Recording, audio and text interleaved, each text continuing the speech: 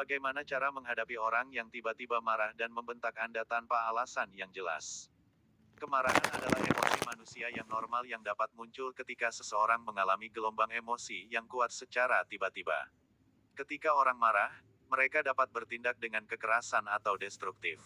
Mereka mungkin juga berbicara kasar atau menulis dengan marah. Selain itu, mereka mungkin bersumpah atau menulis surat kemarahan. Pada dasarnya, kemarahan adalah cara negatif untuk mengekspresikan emosi. Meskipun banyak orang memiliki masalah dengan kemarahan yang kejam, tidak semua orang yang marah melakukan kekerasan. Penting untuk memahami bagaimana menghadapi orang yang marah. Orang yang paling marah mengomunikasikan perasaan mereka dengan buruk. Mereka mungkin berteriak dan berbicara kasar dan tidak teratur. Mereka juga mungkin menulis surat marah atau menyiarkan komen marah di media sosial atau laman web. Kemarahan ganas boleh berbahaya, tetapi begitu juga komunikasi berasaskan kemarahan tanpa kekerasan. Pertuturan yang melibatkan gosip atau menyerang seseorang secara mental boleh membawa kepada kemudaratan mental dan fisikal serta kemusnahan keuangan kepada mangsa. Malah pengarang dan penyair yang paling terkenal telah menulis puisi tentang meludah dan menamparkan orang dalam kemarahan. Pada asasnya, orang yang marah boleh menjadi ganas secara lisan apabila mereka menyatakan kemarahan mereka. Orang pemarah yang kejam sebaiknya dihindari. Tetapi jika Anda harus berbicara dengan orang yang marah, ada baiknya jika Anda berbicara satu sama lain dalam bahasa lain. Alih-alih mendengarkan mereka mengomel, berpura-puralah Anda tidak mengerti sepatah kata pun yang mereka katakan dan anggukkan kepala Anda berulang-ulang saat mereka membuat suara burung beo.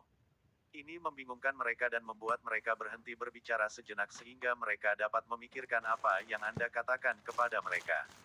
Juga, jangan pernah mendengarkan orang yang marah ketika Anda lapar atau lelah. Itu hanya akan membuat Anda merasa lebih buruk dan membuat Anda membuat keputusan terburu-buru saat Anda lapar atau lelah.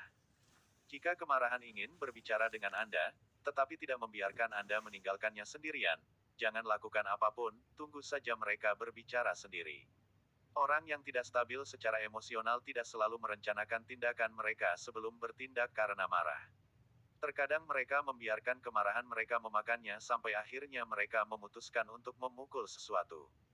Dalam situasi seperti itu, melepaskan amarah dengan mudah akan menjauhkan Anda dari orang yang marah. Komunikasi yang efektif dengan orang yang marah sangat penting untuk menjaga kedamaian dan keharmonisan dalam hidup Anda.